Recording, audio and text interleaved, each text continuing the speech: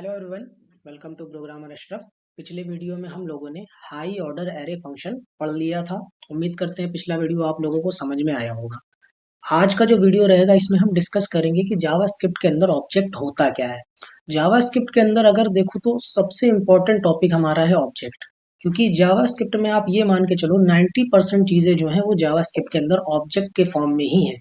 तो जब तक ऑब्जेक्ट पे कमांड नहीं होगी, आगे हो सकता है आप लोग जावास्क्रिप्ट में उतने अच्छे से काम ना कर पाओ। लेकिन ऐसा नहीं कि आप बिल्कुल काम नहीं कर पाओगे, लेकिन एक तरीके से मान लो कि जो ऑब्जेक्ट है वो क्या है, हमारा बेस होता है पूरी जावास्क्रिप्ट का। तो आज के वीडियो में हम क्या देखेंगे कि ऑब्जेक्ट होता क्या है, कैसे क्या चीजें होंगी, एक एक करके देखेंगे। चलते हैं कंप्यूटर स्क्रीन पर, ठीक। चलो, तो आज का जो टॉपिक है हमारा वो है कि ऑब्जेक्ट आखिरकार होता क्या है।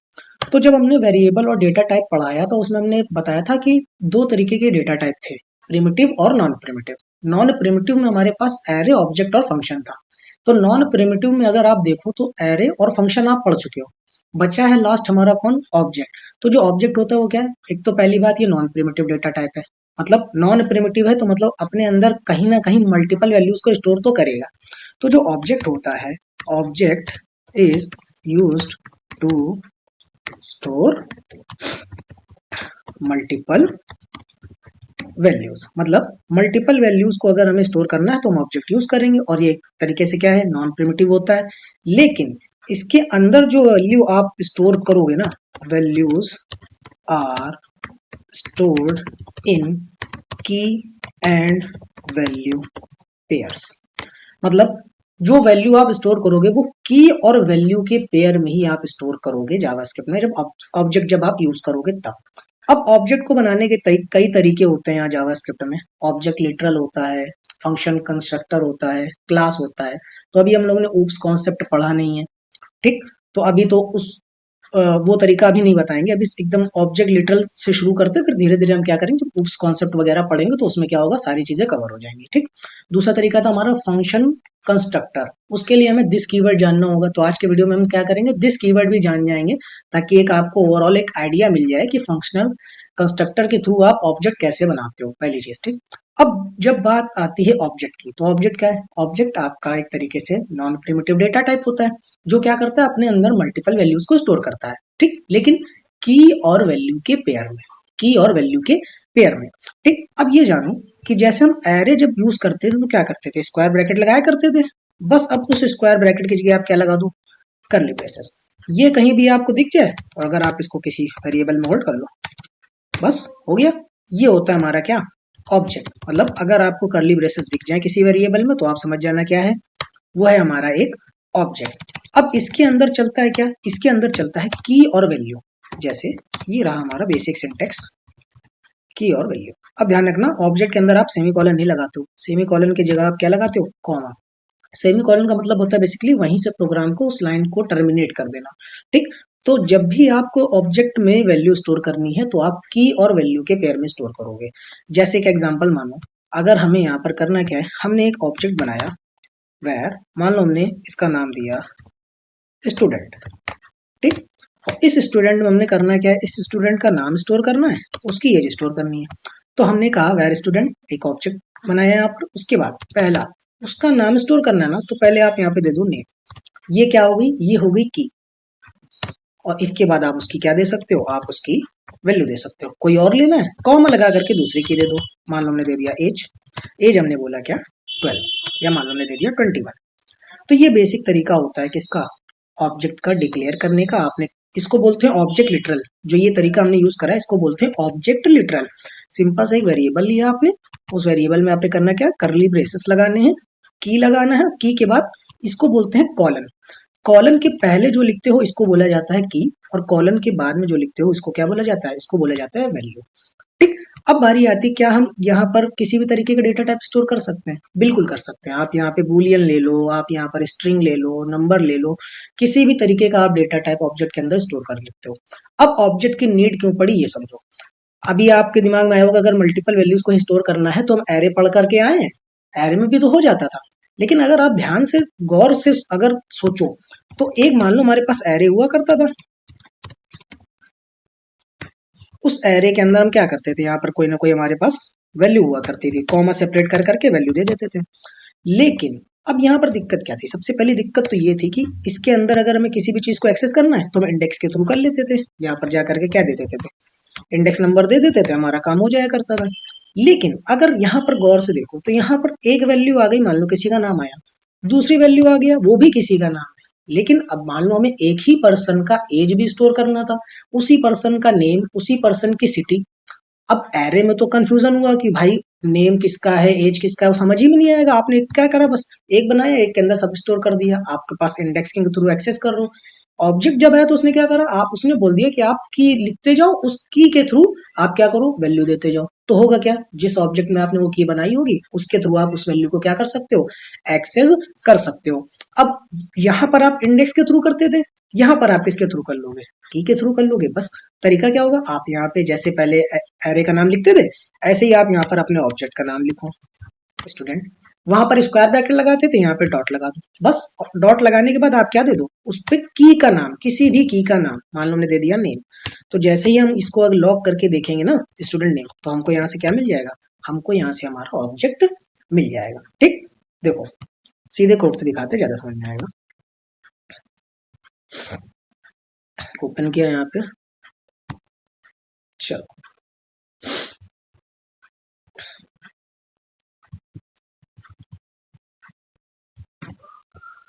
ठीक, एक फोल्डर बना लेते हैं पहले, फोल्डर का नाम A10। इस फोल्डर के अंदर एक फाइल बनाओ A10.js। ठीक, अब देखो हमने यहाँ पे लिखा ऑब्जेक्ट इन जावास्क्रिप्ट। पहले तरीका क्या है, आप सबसे पहले एक वेरिएबल लो, कोई भी वेरिएबल ले लो, मान लो ऑब्जेक्ट बनाना तो ओबीजे लिख दो, इक्वल टू कोई भी वेरिएबल का नाम दे सकते हो। ठीक, ये आ गए हमारे कर्ली ब्रेसेस। अब इस कर्ली ब्रेसेस के अंदर आप क्या दे सकते हो, की और वैल्यू। मान लो हमें नेम स्टोर करना, हमने लिखा नेम कॉलन, उसके बाद क्या नाम स्टोर करना है, मान लो हमने बोल दिया अमन। अब यहाँ पे सेमी कॉलन नहीं लगता, यहाँ पे लगता है कॉमा। उसके बाद कोई और देना है, आपने बोला एज स्टोर करनी है, आपने बोला एज स्टोर कर दो 21। और देना है, बिल्कुल दे सकते हो, आपने बोला सिटी, बिल्कुल दो। आपने बोला क्या, आपने बोल दिया का।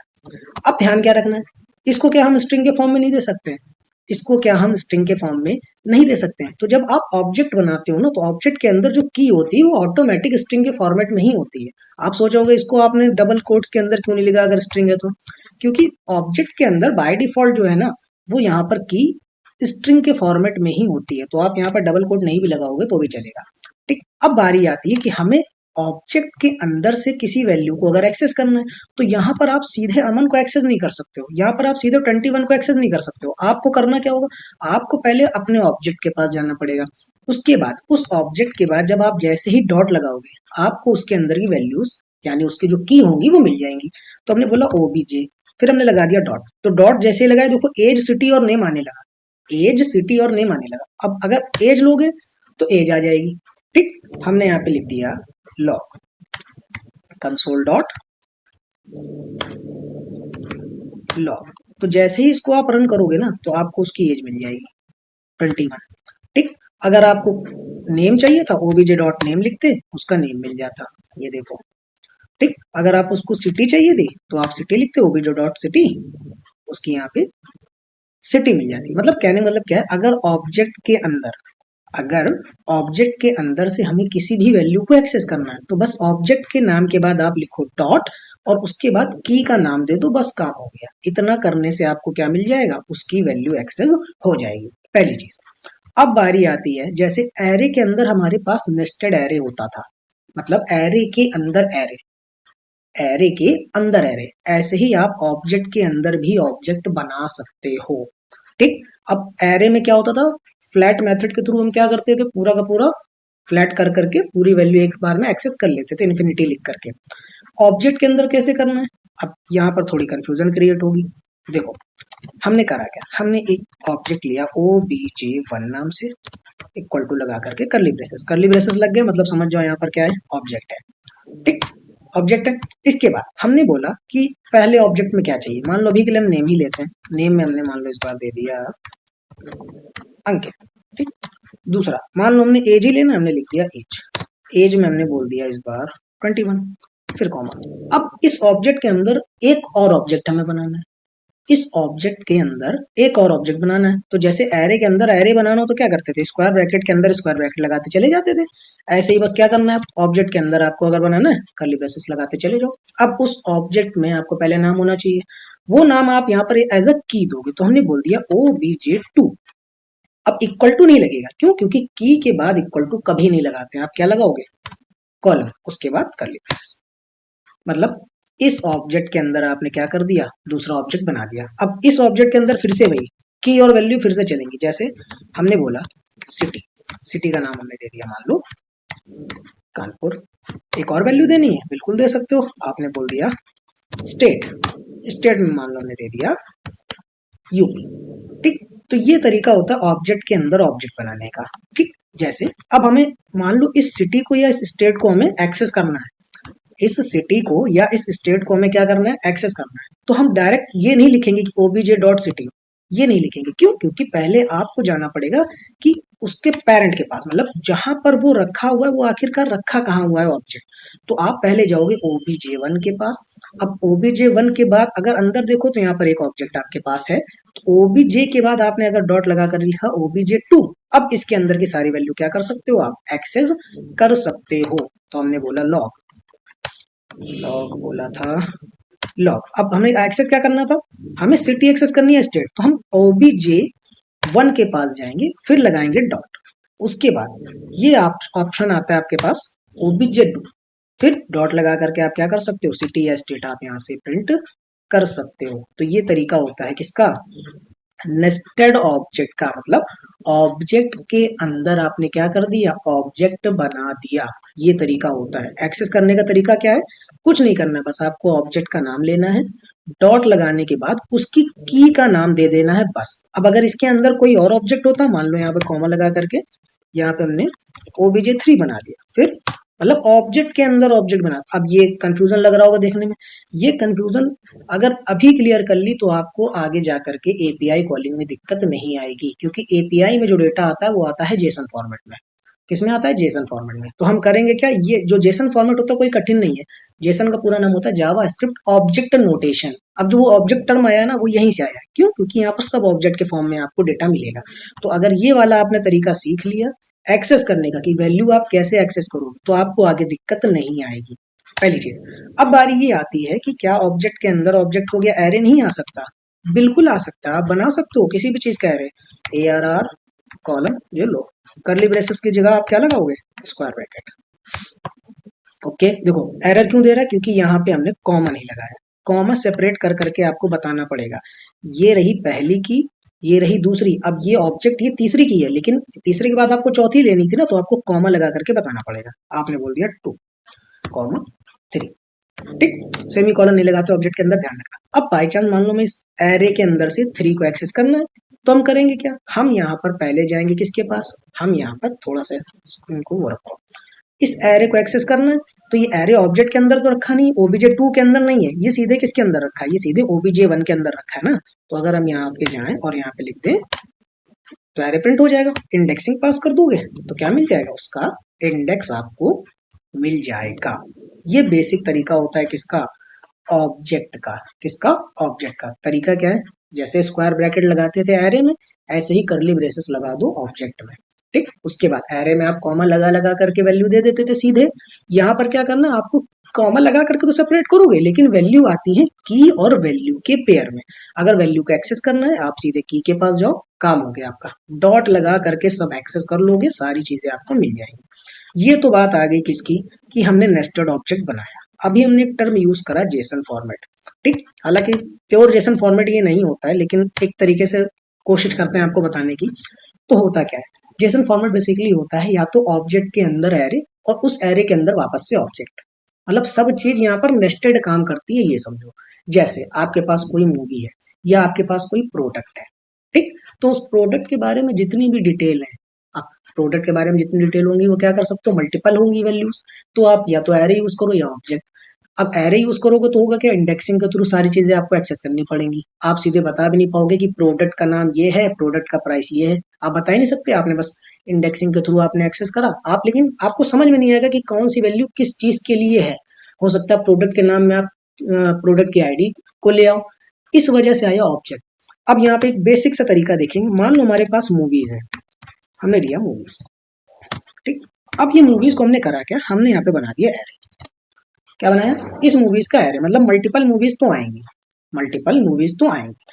उसमें पहली मूवी हमने क्या कर दिया, हमने बोला मूवी 1। अब ये जो मूवी 1 आ रही है, इसको हमने क्या बना दिया, इसको हमने बनाया एक ऑब्जेक्ट, ठीक। इस मूवी 1 को हमने क्या बना दिया, ऑब्जेक्ट। या एक काम करो, कॉलम लगा दो, नहीं कॉलम नहीं, सॉरी, ऑब्जेक्ट के अंदर नहीं, एरे के अंदर, ठीक। अब ये जो मूवी 1 है, इसमें क्या क्या हो सकता है, मान लो मूवी का कोई नाम है, ठीक। यहाँ पे हमने बोल दिया मूवी नेम, फिर उसकी कोई ना कोई कैटेगरी हो सकती है, मान लो हमने बोल दिया कैटेगरी, कोई ना कोई कैटेगरी हो सकती है, मान लो हमने दिया कैटेगरी। फिर कुछ ना कुछ उसका टिकट का प्राइस हो सकता है, या मान लो जो मूवी का पोस्टर है वो भी तो हो सकता है, मान लो हमने इमेज दे दी, ठीक। उसके बाद यहाँ पर हमने लिखा इमेज का SRC, मतलब कर क्या रहे हैं, उस मूवी के अंदर से एक मूवीज का एक हमने प्रॉपर एक एरे बनाया, उसके अंदर ढेर सारी मूवीज स्टोर कर दी। ये जो लॉजिक है ये समझना है यहाँ पे। उसके बाद उसका टिकट का कोई ना कोई प्राइस होता होगा, हमने बोल दिया टिकट का प्राइस, अभी के लिए मान लो अभी दे दिया तो हमने करा क्या, हमने एक मूवीज नाम का एरे बनाया, उसके अंदर एक ऑब्जेक्ट बनाया, कौन से नाम से, मूवी 1 नाम से। अब अगर ये काम हम एरे में करते सीधे डायरेक्ट, तो यहाँ पर अगर ऑब्जेक्ट ना बनाते तो हम कैसे बता सकते थे कि मूवी का नाम क्या है, मूवी की कैटेगरी क्या है, मूवी की इमेज क्या है, मूवी का टिकट प्राइस क्या है। अगर सिर्फ एरे से करते बिना ऑब्जेक्ट के, तब कंफ्यूजन क्रिएट होती, क्योंकि एक कंटिन्यूअस फॉर्म में हमारा डेटा स्टोर होता जा रहा है, हम समझ ही नहीं पा रहे हैं कि किस वैल्यू से हमें क्या एक्सेस करना है। इंडेक्सिंग के थ्रू काम होता था वहां पर, ये काम से हमारा बचने के लिए आया कौन, ऑब्जेक्ट।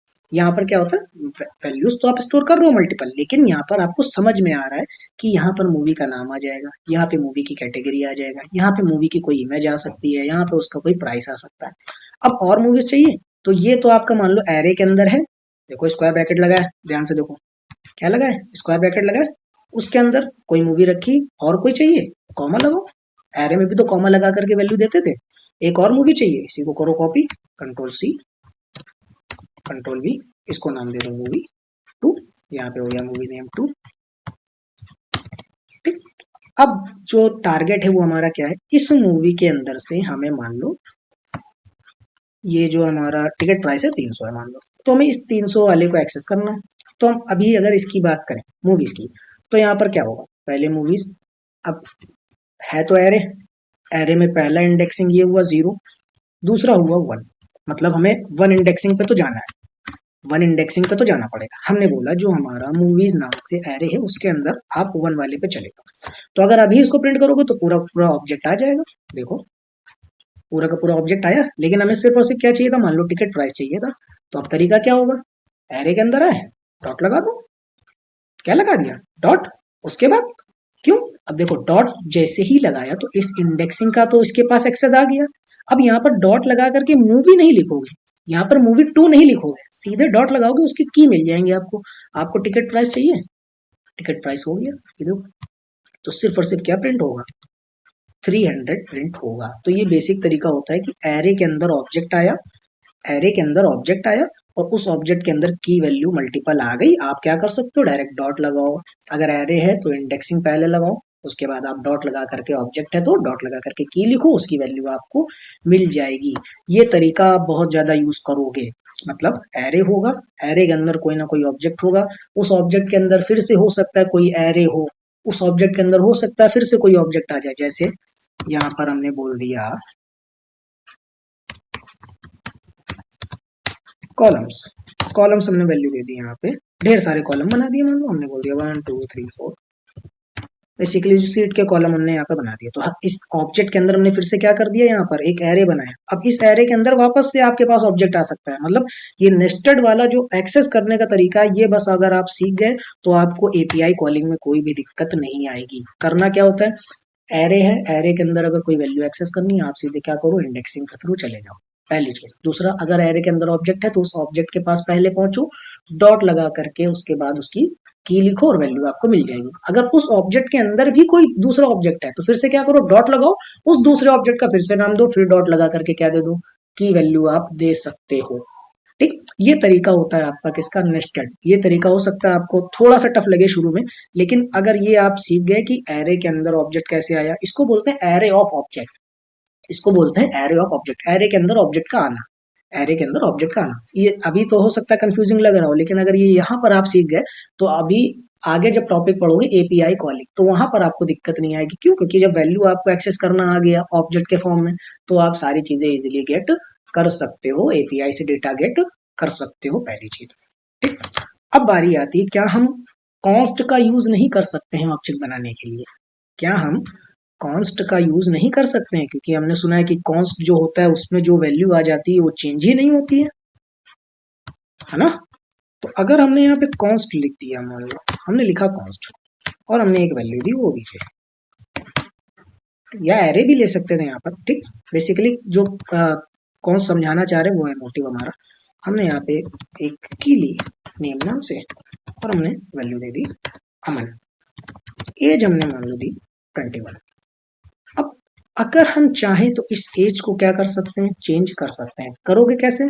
पहले इस ऑब्जेक्ट के पास जाओ, फिर इस की के पास आना पड़ेगा। तो आपने लिखा obj डॉट एज, एज आपने पास कर दी 23।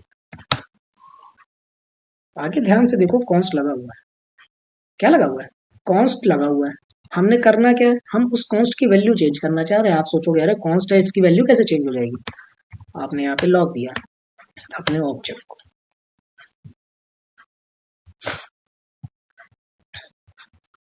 तो मतलब कॉन्स्ट में जो वैल्यू होती है वो मॉडिफाई हो सकती है। अब ज्यादातर लोग बोलेंगे ऐसा कैसे, चेंज तो हो नहीं सकती थी। तो कॉन्स्ट का केस होता ही है कि कॉन्स्ट का मतलब ये नहीं होता है कि वो वैल्यू स्टैटिक हो गई, ऐसा नहीं है। कॉन्स्ट का मतलब होता है कि आप उस वैल्यू को रीअसाइन नहीं कर सकते हो, आप उस वैल्यू को रीअसाइन नहीं कर सकते, पहली चीज। और दूसरी, आप उसको रीडिक्लेयर नहीं कर सकते। मतलब अगर ये कॉन्स्ट ओबीजे हमने यहाँ पर बना दिया, तो इसी ओबीजे नाम से हम दूसरा वेरिएबल यहाँ पे नहीं बना सकते, ये मतलब होता है। मतलब या तो आप कॉन्स्ट अगर लिखोगे तो रीडिक्लेयर नहीं कर पाओगे, पहली चीज। दूसरा, रीअसाइन नहीं कर पाओगे वैल्यू को, चेंज कर सकते हो, मॉडिफाई कर सकते हो कॉन्स्ट के थ्रू। ठीक, ये बारी हो गई किसकी, इसकी क्या बोलते हैं, अपना कॉन्स्ट की। अब बारी ये आती है कि एक कीवर्ड होता है जिसको हम बोलते हैं दिस कीवर्ड। क्या बोलते हैं? This keyword. थोड़ा हो सकता है कंफ्यूजिंग लगे, तो हम थोड़ा पहले यहाँ पे थ्योरी लिखते हैं हल्की सी। तो जो दिस कीवर्ड होता है वो समझो क्या करता है। This keyword in JavaScript, this keyword होता क्या है? दिस कीवर्ड बेसिकली जो होता है, this refers to current context. मतलब दिस जो होता है, जो दिस कीवर्ड होता है वो रिफर करता है कि वो किस करंट कॉन्टेक्स्ट में यूज करा गया है। दिस का जो मेन पर्पज होता है वो ये होता है कि आपने जो जहां पर उसको यूज करा वो आखिरकार कहां पर यूज हुआ और कैसे यूज होता है, ये होता है दिस का मतलब। जो दिस कीवर्ड है वो रिप्रेजेंट करता है करंट कॉन्टेक्स्ट को। कैसे होगा दिखाते हैं, देखो। बाई चांस मान लो हमारे पास एक ऑब्जेक्ट है कॉन्स्ट, हमने लिखा obj1 करली ब्रेसेस। ठीक, तरह तरह के डेटा दे सकते हो, यहाँ पर हमने लिखा नहीं। ठीक, हमने बोल दिया मान लो क्या दे दिया, चलो दे दिया मोहन कॉम, एज इनकी हमने दे दी 22। ठीक, अब है ऑब्जेक्ट, लेकिन इसके अंदर आप क्या कर सकते हो, आप यहाँ पर फंक्शन भी बना सकते हो। जैसे हमने बोला प्रिंट नेम, फिर हमने यहाँ पर बना दिया एक फंक्शन। अब ध्यान रखना ये फंक्शन है, ये करली ब्रेसेस यहाँ पर ऑब्जेक्ट नहीं है, ये वाला जो है ना ये है कौन, ये फंक्शन है, ध्यान रखना। अब इस फंक्शन में करना क्या है, इस फंक्शन में हमें करना ये है कि ये जो ऑब्जेक्ट है इसके अंदर का नेम प्रिंट करना है। तो तरीका क्या होगा, आप यहाँ पे सिंपल से जाओगे और लॉक कर दोगे और ऑब्जेक्ट के अंदर से लेनी वैल्यू, तो आपने लिखा obj1 डॉट नेम। ठीक, अब हमें करना क्या है, इस प्रिंट नेम को कॉल करना पड़ेगा। क्या करना पड़ेगा, कॉल। लेकिन ये डायरेक्ट कॉल नहीं होगा। अगर हम यहाँ पे लिखे ना प्रिंट नेम, तो पहली बात तो यहाँ पे आएगा, आप सोचोगे यहाँ पे कॉल हो जाना चाहिए। देखो वो बोलेगा भाई करना क्या चाह रहे हो, वो बोलेगा करना क्या चाह रहे हो। क्यों? क्योंकि उसका एक्सेस क्या है, वो एक की है और वो की रखी किसके अंदर है, ऑब्जेक्ट के अंदर। तो आपको क्या बताना पड़ेगा, आपको उस ऑब्जेक्ट के पास जाना पड़ेगा, obj1 डॉट प्रिंट नेम। तो यहाँ पर हमें मोहन तो मिलेगा। ठीक, ये तो हो गई पहली चीज। अब मान लो यहाँ पर हुआ क्या, यहाँ पर हमने करना क्या है, इस obj1 का जो नाम है हमने वो कर दिया यहाँ बाहर चेंज, हमने कर दिया obj2 और इस obj2 से हमने प्रिंट नेम तो चला दिया। मतलब करा क्या, वेरिएबल का नाम ही चेंज हो गया, ऑब्जेक्ट का जो नाम था वो क्या हो गया, चेंज। अंदर हमने चेंजमेंट नहीं करी इस फंक्शन में, ठीक, और हमने इसको करा रन, तो अभी आ गया एरर। एरर अगर नीचे पढ़ो तो क्या लिखा है, obj1 इज नॉट डिफाइंड। अब इस प्रॉब्लम से निपटने के लिए आया कौन, दिस कीवर्ड। क्यों, अगर हम इस ऑब्जेक्ट की जगह जाएं और सिंपल सा लिखते दिस, तो यहाँ पर आप कुछ भी वेरिएबल का नाम दो, कुछ भी दो, obj3 obj4 कुछ भी दो। अब ये जो दिस है ना, ये रिप्रेजेंट कर रहा है आपके करंट कॉन्टेक्स्ट को। मतलब इससे फायदा क्या हुआ, इससे फायदा ये हुआ कि कभी बाई चांस फ्यूचर में अगर वेरिएबल चेंज हो गया, कभी बाई चांस अगर फ्यूचर में वेरिएबल आपका चेंज हो गया, अंदर आपने उसी जो पुराना वाला नाम था उससे अंदर कोई कोड लिख रखा, आपकी नजर में वो कोड नहीं आया, आपकी नजर में वो कोड नहीं आया, तो जाहिर सी बात है जब वो कोड रन होगा तो वहां पर दे देगा एरर, जैसे अभी यहाँ पर दिया था। तब आपने यूज करा क्या, दिस कीवर्ड। क्यों, क्योंकि दिस कीवर्ड क्या करता है, करंट कॉन्टेक्स्ट को रिप्रेजेंट करता है कि वो किसके अंदर यूज करा गया है। जैसे अभी ये जो दिस कीवर्ड है ना, ये रिप्रेजेंट कर रहा है किसको, इस ऑब्जेक्ट के अंदर के नेम को। मतलब डॉट लगाने के बाद जो भी लिखा, मतलब ये जो पूरा ये बना, ये वाला करली ब्रेसेस बाहर वाला, ये जो पूरा कॉन्टेक्स्ट है, ये जो पूरा एरिया है, इसको रिप्रेजेंट कर रहा है कौन, दिस। तो अगर ये वाली वैल्यू कभी फ्यूचर में चेंज भी हो गई, नाम बदल गया वेरिएबल का मान लो, ठीक, तो आपको अंदर अगर दिस कीवर्ड आपने लिखा है तो आपको कोई भी एरर देखने को नहीं मिलेगा। ये जो दिस कीवर्ड है ये क्या करता है, ये करंट कॉन्टेक्स्ट को रिप्रेजेंट करता है, रिफर करता है। फायदा क्या हुआ, बाहर के वेरिएबल में आप कोई भी चेंजमेंट करो नाम में, अंदर आपने जैसे अगर यूज करना है कोई भी चीज, तो आप अगर यहाँ पर यूज करोगे तो बाहर वाले से कोई लेना देना नहीं है। क्यों, क्योंकि वो जो बाहर वाला आपका कोड रहेगा उसको ही रिप्रेजेंट कर रहा है, उसके वेरिएबल के नाम को। अब बारी आती है, क्या हम दिस को डायरेक्ट नहीं यूज कर सकते हैं। अगर हम यहाँ पर लॉक करें सिर्फ और सिर्फ दिस, हमने करा और हमने कर दिया यहाँ पर, तो यहाँ पर एक एम्प्टी ऑब्जेक्ट हमको मिल गया। क्यों मिला, क्योंकि जो दिस होता है वो ग्लोबल लेवल पे जो होता है वो विंडो ऑब्जेक्ट के अंदर होता है। विंडो ऑब्जेक्ट, अब ऑब्जेक्ट है तो जाहिर सी बात है करली ब्रेसेस कहीं ना कहीं तो लगे होंगे। जैसे अब ये विंडो ऑब्जेक्ट आप पता कैसे करोगे, ये दिखाते हैं। तो देखो, तो इसके लिए आपको क्या करना है, आप यहाँ पर एक कोई नया टैब ओपन करो ब्राउजर में और यहाँ पर इंस्पेक्ट करो।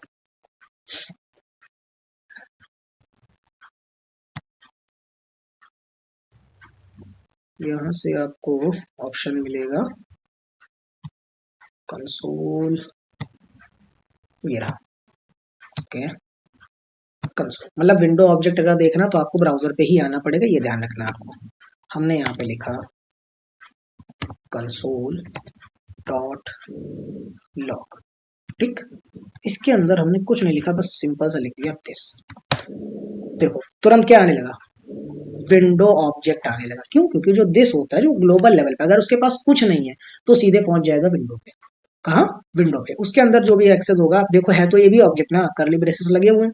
अब इस ऑब्जेक्ट के अंदर अगर आपको कुछ एक्सेस करना है तो बस आपको क्या करना होगा, डॉट लगाइए, काम हो गया। तो जो दिस कीवर्ड होता है बेसिकली करता क्या है, दिस कीवर्ड आपका रिफर करता है करंट कॉन्टेक्स्ट को कि वो कहाँ पर यूज किया गया और किस पर्पज से यूज किया गया है, ठीक। तो अगर आपने यहाँ पर जो अभी इस केस में, इस कोड के केस में क्या हुआ, बाहर वाले वेरिएबल में अगर आप कोई भी चेंजमेंट कर रहे हो तो अंदर वाले कोड पे आपका कोई भी फर्क नहीं पड़ रहा है, कोई भी इफेक्ट नहीं आ रहा है। क्यों, क्योंकि आपने यहाँ पर क्या यूज करा है, दिस, ठीक। अगर दिस ना यूज करते तो ये जो दिस ये करता है क्या है, देखो देखो देखो, जैसे कर्सर लेके यहाँ पर क्या आने लगा, इस दिस का ही ऑब्जेक्ट बन गया। देख लो, इस दिस का ही क्या बन गया, ऑब्जेक्ट। ये रहा दिस, ये एक आपकी क्या है, पहली बार देखो कॉलन लगा तो कॉलन के पहले लिखा तो माने की तो है, उसके अंदर देखो नेम स्ट्रिंग में है, एज नंबर में है, और यहाँ पर क्या आ रहा है, एक वर्ड। अब ये तो हो गई पहली चीज। हाँ, अब याद क्या रखना है, ये जो फंक्शन कीवर्ड है ना, ये अगर इसकी जगह हमने एरो लिखा होता, क्या लिखा होता, एरो फंक्शन, तो ये यहाँ पर हमको देता अनडिफाइंड। क्या देता, अनडिफाइंड।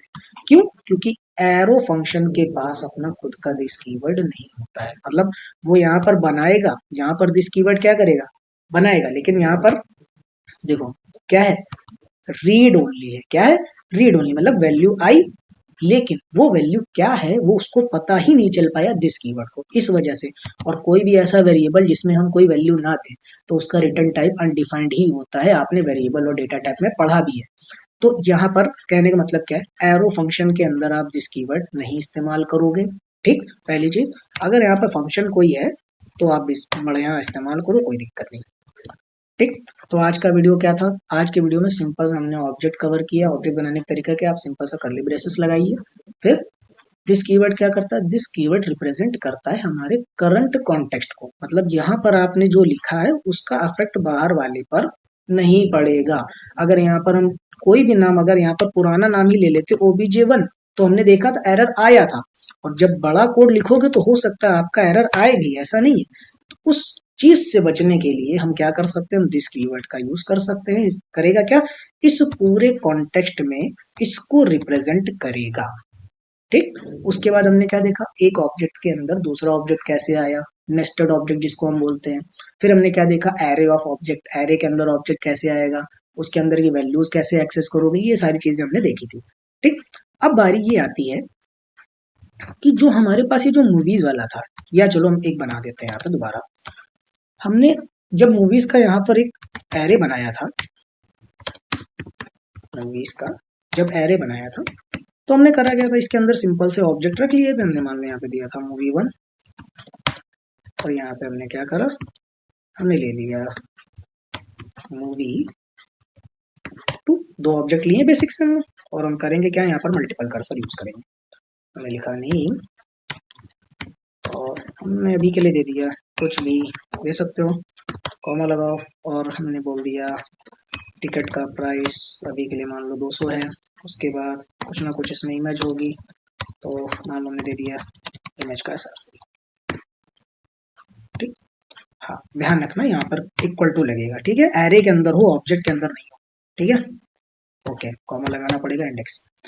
अब जब हमें एक ऑब्जेक्ट एक्सेस करना तो हम सीधे डॉट लगा करके इंडेक्स के थ्रू हमने कर लिया था। बाई चांस मान लो हमें पूरा का पूरा चाहिए, जैसे आपने मूवीज वगैरह की अगर वेबसाइट देखी हुई है, सॉन्ग वगैरह, तो क्या होता है, जब ऑल सेलेक्ट करते हो तो सारा डेटा आ जाता है।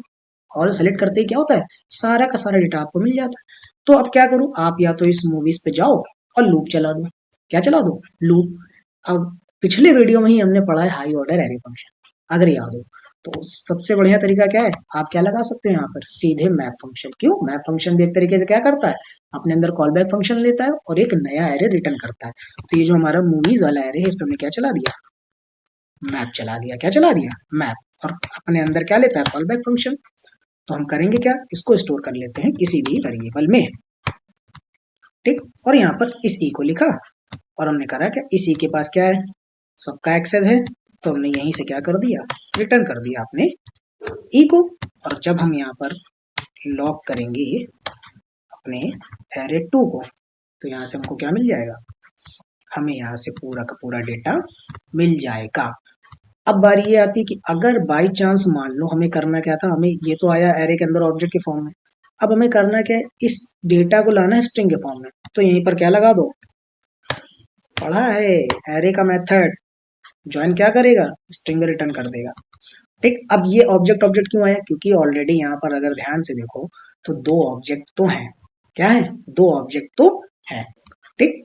तो आपको करना क्या है, मैप ज्वाइन, ठीक है, अच्छा वो बैक टिक वाला होता है, ठीक है, बैक टिक वाला अभी तो पता है नहीं है, चलो कोई बात नहीं। तो ये जान लो कि ज्वाइन मेथड क्या करता था, एरे को स्ट्रिंग में कन्वर्ट करता था बेस्ड ऑन कंडीशन, जो भी आप उसके अंदर पैरामीटर पास करते हो उसके हिसाब से। तो आज के वीडियो में आपने क्या देखा, ऑब्जेक्ट बनेगा कैसे, ऑब्जेक्ट के अंदर आप वैल्यूज को कैसे एक्सेस करोगे, मल्टीपल नेस्टेड ऑब्जेक्ट कैसे हो सकते हैं, एक ऑब्जेक्ट के अंदर दूसरा ऑब्जेक्ट, पहली चीज। दूसरा, आपने पढ़ा एरे ऑफ ऑब्जेक्ट, एरे के अंदर ऑब्जेक्ट कैसे आएगा, कैसे वैल्यूज को एक्सेस करना है वो देखा।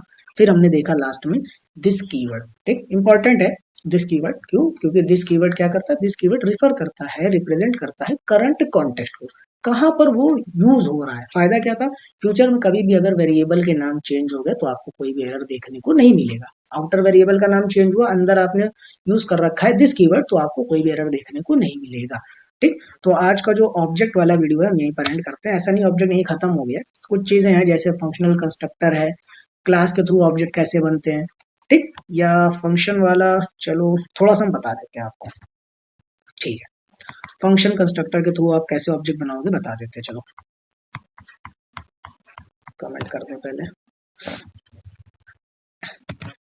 ठीक, देखो, तो हमने करा क्या, हमने यहाँ पर अभी बिना फंक्शन कंस्ट्रक्टर के अगर हम बनाए तो हमने एक OBJ1 नाम का एक ऑब्जेक्ट लिया, और यहीं पर हमने दे दिया, मान लो नेम ही लेते हैं, नेम में हमने दे दिया अमन और एज दे दिया हमने 21, ठीक है।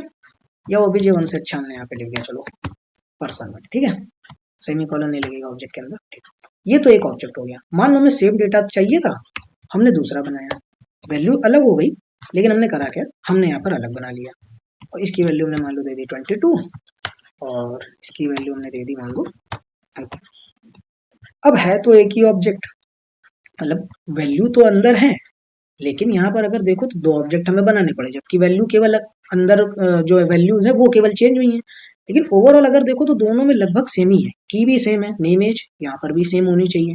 तो हम करेंगे क्या, हम करेंगे यहाँ पर यूज फंक्शन कंस्ट्रक्टर का। अब यहाँ पर करा क्या जाता है, आप सिंपल सा लिखते हो फंक्शन, फिर पहले क्या करते थे, फंक्शन कीवर्ड लिख करके फंक्शन का नाम लिखते थे ना। लेकिन अगर याद हो तो फंक्शन का अगर नाम बड़ा होता तो तब आप यूज करते थे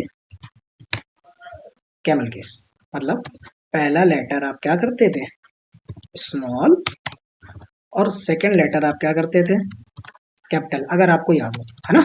बस जब आप फंक्शन कंस्ट्रक्टर यूज करते हो ना, तब आप यहाँ पर यूज करते हो पार्स केस, मतलब यहाँ पर आपको कैपिटल से ही नाम देना है। जैसे हमने बोल दिया माय फंक्शन,